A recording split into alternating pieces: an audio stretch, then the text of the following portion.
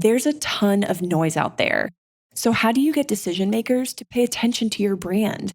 Start a podcast and invite your ideal clients to be guests on your show. Learn more at sweetfishmedia.com. You're listening to B2B Growth, a daily podcast for B2B leaders. We've interviewed names you've probably heard before, like Gary Vaynerchuk and Simon Sinek, but you've probably never heard from the majority of our guests. That's because the bulk of our interviews aren't with professional speakers and authors. Most of our guests are in the trenches leading sales and marketing teams. They're implementing strategy. They're experimenting with tactics. They're building the fastest growing B2B companies in the world. My name is James Carberry. I'm the founder of Sweetfish Media, a podcast agency for B2B brands, and I'm also one of the co-hosts of this show. When we're not interviewing sales and marketing leaders, you'll hear stories from behind the scenes of our own business. We'll share the ups and downs of our journey as we attempt to take over the world. Just kidding. Well, maybe. Let's get into the show.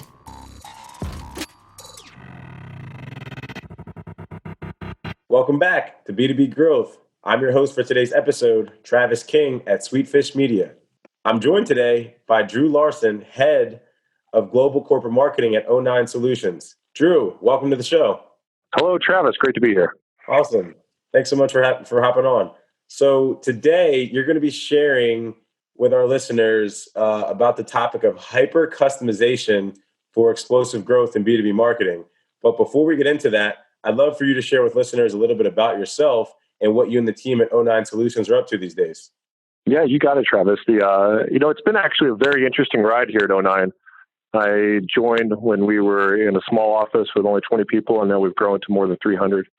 And that's in a very quick 8-year time frame. The key with doing that is that while we've been focused on the Fortune 500 companies out there, we've been trying to ensure that they are aware of us and that we are providing them with solutions that are specific to them, that understand their exact business problems. And the way we're communicating that is on their terms. I think a lot of companies, they have a standard corporate deck. They might have some standard corporate videos, some standard, content pieces, brochures, et cetera. And they just share those over and over and over until someone finally bites. At O9, we've been really focused on making sure that when we share something with a target, they know it's just for them. So it's something that communicates exactly their business challenges and then how O9 is going to solve it for them in this specific instance. And the way we've been doing that is we have several different teams.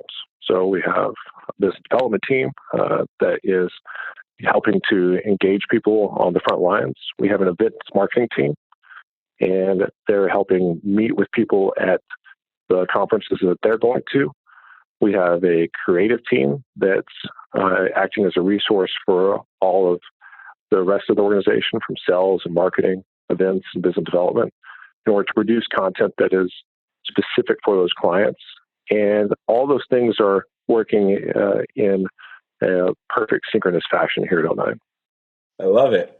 And when it comes down to some of the things that you guys are currently implementing, could you just tell us a little bit about, how you are hyper customizing some of the different touch points that, the different teams are implementing? Is it something that you guys have a framework for, or can you talk to us a little bit about that process and what it looks like?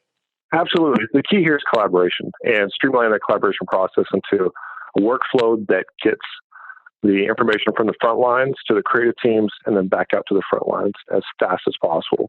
And we're talking, sometimes less than 24-hour turnaround, maybe 12 hours.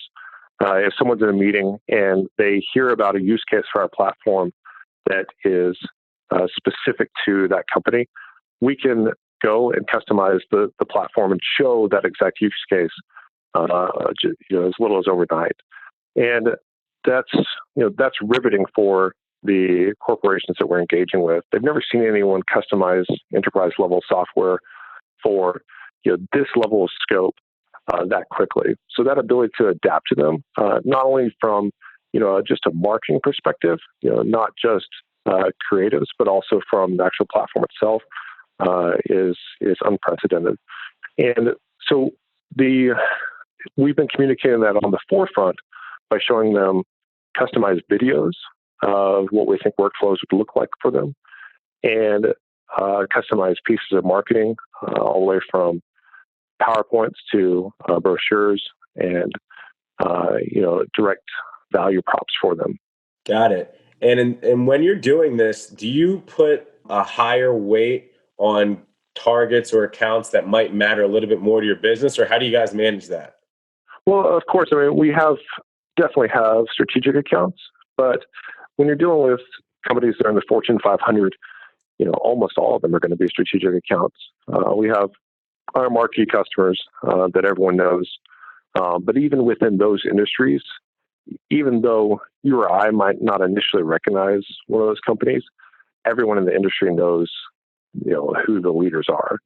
And so, we take, every time that we're approaching a company that's, that size and scale, it's a very serious endeavor for us, all hands on deck, and trying to ensure that they know that we understand their problems and challenges, and that we're here to meet them with everyone from executives to back-end changes on the platform to educating and training on their further user base. Got it.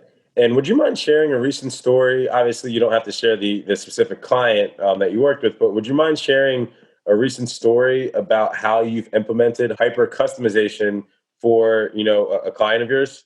Absolutely.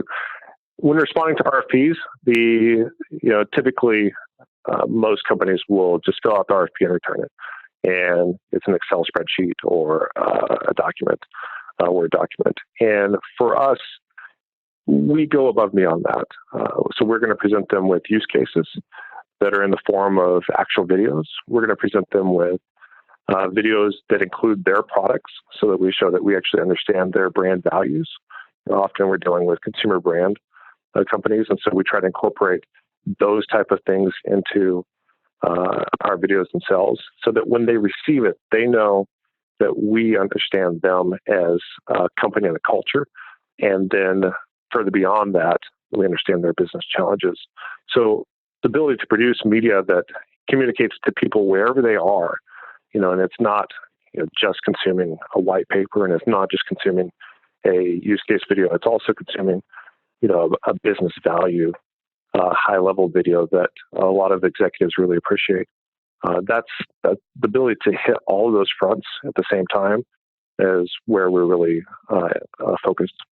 Got it. And how big is the team that's doing all of this? So we have, there's a couple of things. I guess on the creative side, we have a scalable workforce. And so we can ramp that up and down depending on what the need is and what the timing is on it. But overall, I think the marketing team itself is probably 15 people right now. Today's growth story is about a brand we all know well, Airbnb. When they were trying to maximize growth among work travelers, Airbnb knew they needed to develop and execute a content strategy to reach multiple personas at different stages of the customer journey. Enter Hub and Spoke Marketing. Hub and Spoke managed creative content development and crafted a custom publishing process that allowed Airbnb to develop more content in less time. The end result? A lot of content across multiple channels, all strategically nurturing leads through to conversion. Within the first 6 months, Airbnb nearly tripled the number of companies enrolled in their Airbnb for Work program. They also saw huge increases in user adoption, with work travelers booking longer stays and more guests per booking. If you're looking for strategic content at scale, I've got a hunch Hub and Spoke can help. Head over to hubspoke.marketing/growth to schedule your consultation with a content specialist today. That's hubspoke.marketing/growth. All right, let's get back to the show. Got it. That seems like compared to a lot of companies, I feel like that's a pretty strong, foothold of people that can help you pump out that creative content on a 24-hour turnaround. Absolutely. I love it.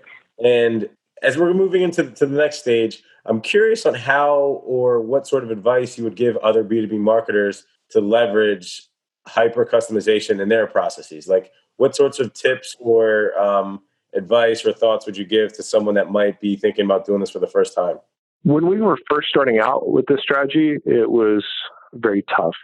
Trying to ice out the actual workflows, trying to get the right people in place for it, I think was key.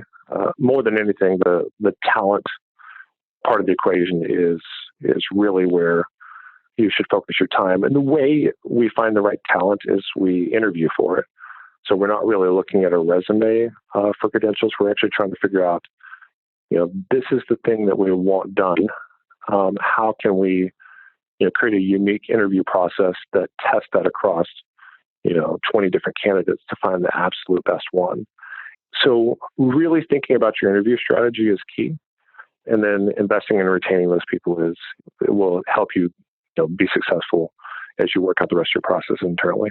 Got it. I love that. I think that's a very unique approach to interviewing. Instead of just doing a typical job description, bring people through, read the resume, and if they check off the boxes, they're hired. I love that. And in terms of your belief in this system, why do you think the hyper customization is working so well for you compared to, when you weren't implementing such a strategy? Well, I've worked at several different companies and I've seen different strategies employed. And I think for 09, we're in a very specific place in the world. We know exactly which one of our customers are out there. We know where they are, and we know a lot of information about them. And so we can spend a lot of time focusing on how to build the right product for them.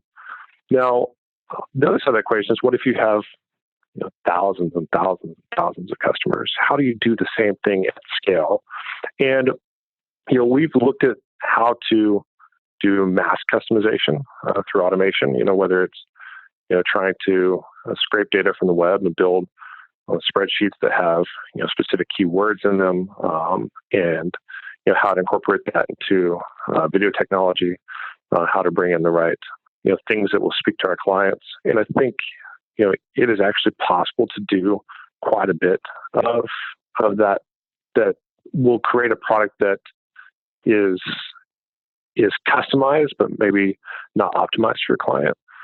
And I think that level of effort, you will still stand out from the crowd by far and large. Got it. I think that's super helpful, especially for the people that might not have the larger 15-person marketing team, but are looking to figure out ways to scale. And I really love that you guys are focused on knowing a lot of information about your customers and tailoring your product and your solution specifically to them. Awesome. So as we wrap up, B2B growth has always been about highlighting tactics, strategies that different B2B leaders can apply to their own teams in order to achieve explosive growth. So we'd love to hear from you, Drew. What a new marketing strategy that your team's currently trying or thinking about in the future? No, that's a great question, Travis. I hate to give away all my secrets, but I'll tell you this thing. We've decided to build out a brand new marketing channel, one that doesn't exist for our industry today in the form of a network. So we are linking together like-minded individuals across the globe and bringing them, into this community for marketing. And it's, I think it's a good opportunity for them, and it's a mutually beneficial opportunity for us that will represent something that's a real game changer for our industry. I love it. I really love that too. I'm a very firm believer in communities and community building. So with that, this has been such a great conversation, Drew. If listeners want to stay connected with you or follow up to ask any questions about the topic of hyper customization, what's the best way for them to connect with you? You can find me on LinkedIn. So I'm Drew Larson, Larson. If you're linkedin.com/in/demand the impossible. Or you can email me. My personal email is really easy. It's drewlarson, one word, @gmail.com. Awesome. Thanks so much, Drew. We really appreciate you being on the show today. Great. It's great talking to you, dude. Thanks, Travis. We totally get it. We publish a ton of content on this podcast, and it can be a lot to keep up with. That's why we've started the B2B Growth Big 3. a no-fluff email that boils down our 3 biggest takeaways from an entire week of episodes. Sign up today at sweetfishmedia.com/big3. That's sweetfishmedia.com/big3.